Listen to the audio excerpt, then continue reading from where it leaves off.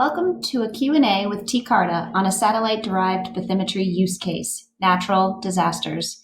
I'm here with Kyle Goodrich, TCarta's president and founder. Hi, Kyle. Hello. Okay, let's jump right into today's topic of natural disasters by gathering some background information for this use case. Why is there such a need for modern coastal bathymetry in disaster response? In order to effectively plan for disaster response to a tsunami, for example, or hurricanes, modern or up-to-date coastal bathymetry is required. The most evident justification for this need is the fact that much of the existing coastal bathymetry data around the world is quite outdated, and as many areas have not been surveyed for a long time. Take this source data in the Bahamas, for example. In order to plan the delivery of supplies after a hurricane, navigators could potentially be working with 150-year-old charts in planning the approach and landing. Using modern satellite imagery of this area, TCarta is able to update this data with 2-meter resolution satellite-derived bathymetry produced from WorldView satellite imagery and accurately identify where the deepest channels and preferred access routes ahead of time. Shallow water areas are extremely dynamic, and strategic planning for disaster response relies on accurate modern data. In order to adequately plan storm surge impact coastal bathymetry, mangrove and seagrass health and extent are important factors. Interesting. So the data or charts that are available in a lot of cases are very outdated. In what ways does improved coastal bathymetry enable improved event preparedness? In the case of tsunami modeling, bathymetric data and coastal bathymetry in particular play a significant role in tsunami impact in coastal areas. Following a sub-seafloor earthquake, tsunami waves propagate outward from the source, and the wave energy travels great distances across the globe until it reaches land, as this video from NOAA shows. Terrestrial inundation modeling using high-resolution data provides greater insight into coastal impact and can guide response activities, building plans, mitigating structures, and other pre-event preparedness activities. Here, using a combined topobathy dataset from publicly available data at 500-meter resolution, you can see the level of detail indicate deep water channels south of Wellington, New Zealand. And these data are commonly used in tsunami modeling despite its generalized depiction of the terrain. With improved bathymetry from TCarta Global Bathymetric product, combined with digital elevation models on shore, you can clearly see the improved detail of higher resolution bathymetry data. TCarta provides modelers and decision makers improved topo and bathymetry models for better modeling and more predictive capabilities of the impact of tsunamis can have on the coastline. I can see how that is potentially helpful in creating improved plans and making better policies and community design. What about an ongoing response effort during a natural disaster? How can SDB be used? During Hurricane Dorian in 2019, numerous countries responded, bringing relief supplies to the island of Abaco in the Bahamas. Here are some actual images of relief supplies being brought ashore by amphibious crafts by the British Navy. With ports closed and inaccessible due to debris, alternative approaches and landing sites had to be utilized to bring food rations and shelters ashore.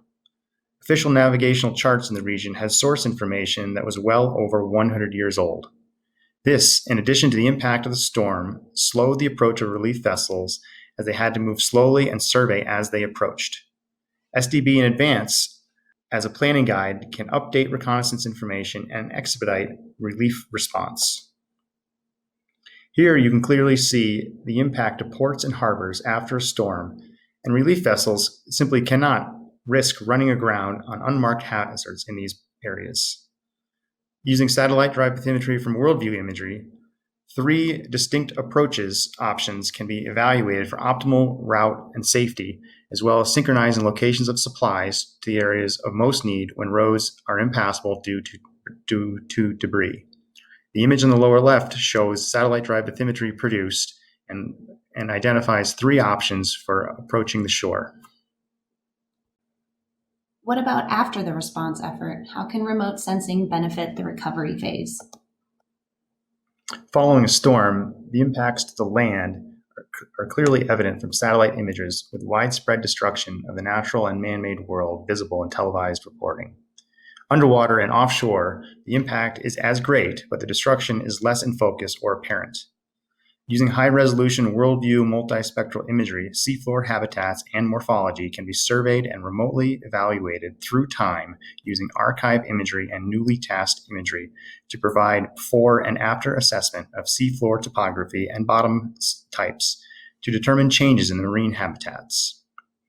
Seagrass meadows and coral reefs play a significant role in dampening storm surges, and gaining an understanding of drastic changes to these ecosystems after a hurricane can help guide replanting activities to help mitigate against potential impact of the next storm.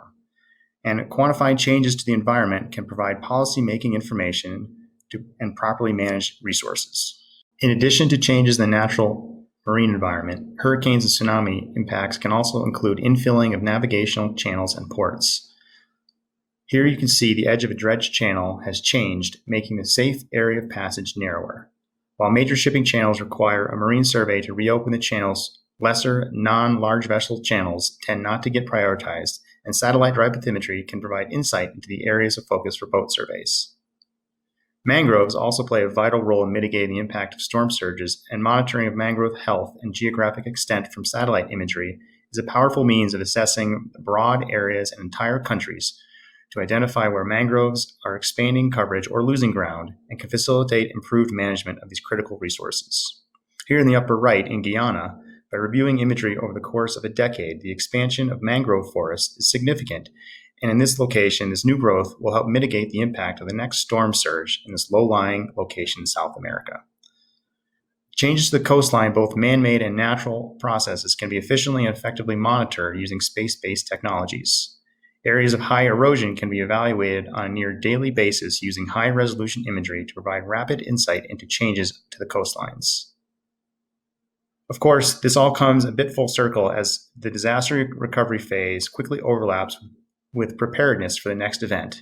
Providing insight and actionable information via up-to-date and constantly monitored marine ecosystems, coastlines, and seafloors can provide valuable information to both facilitate the recovery process and take action to mitigate or plan for the next event. Thanks for listening in. I hope this was an informative video on how satellite-derived bathymetry and space-based capabilities can assist in disaster preparedness, response, and recovery. Please, if you have any further questions, send them to questions@tcarta.com, and I will be happy to answer them directly.